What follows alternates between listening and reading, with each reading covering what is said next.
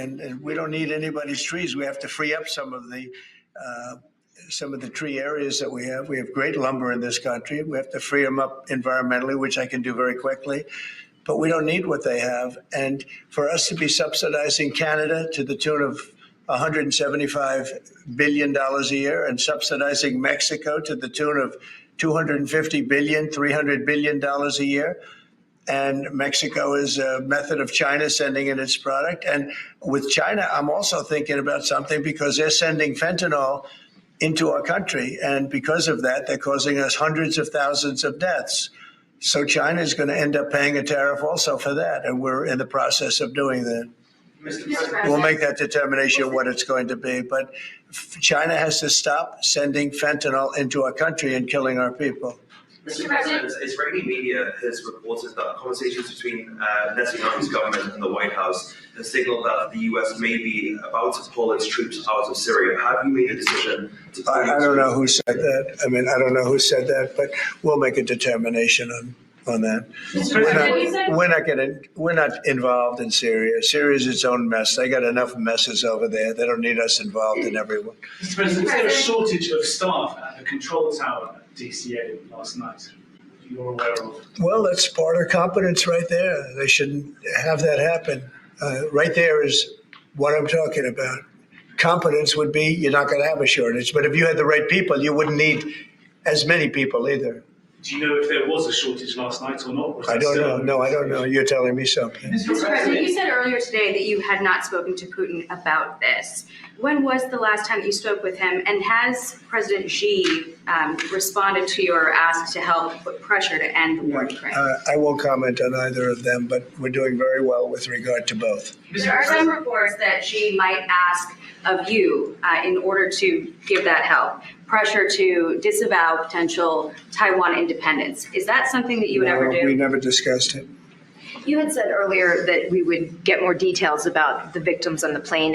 Can you give more on that now? I have a lot of details, but it's something that will be released to you also at the appropriate time. No, I have the full details. There were a lot of young people potentially. Young people, great athletes, great skaters. Very sad situation from numerous countries. Thank you very much, everybody. Thank you.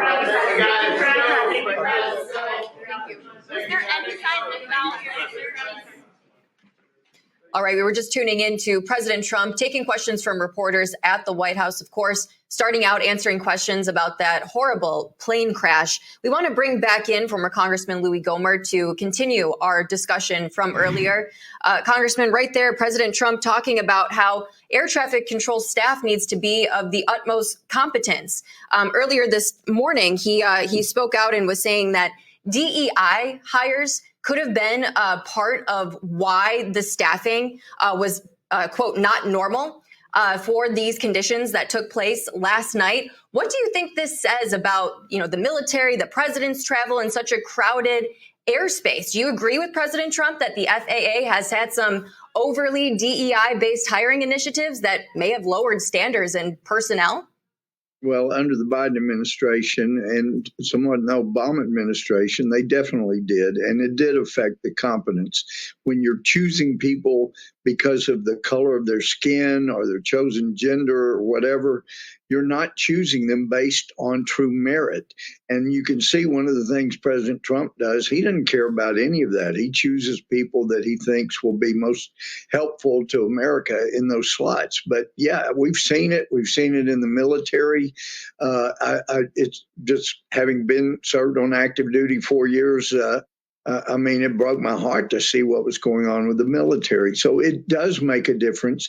And what made America great was the ability to choose people based on their merit, what they had done, what they could do.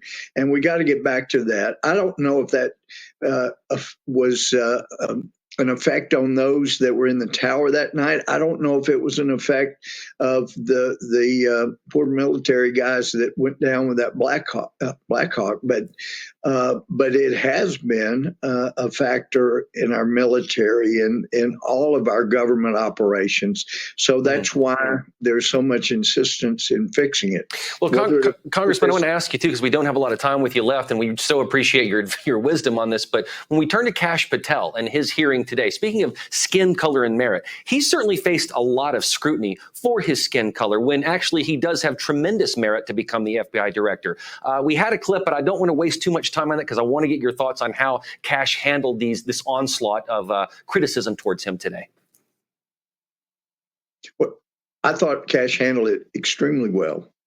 And the big push by Blumenthal and others, tell us what you said to the grand jury. He was there for 3 days, as I understand it. That's absurd. I've handled grand juries. I've had grand juries as a judge and a prosecutor. Look, you don't go telling.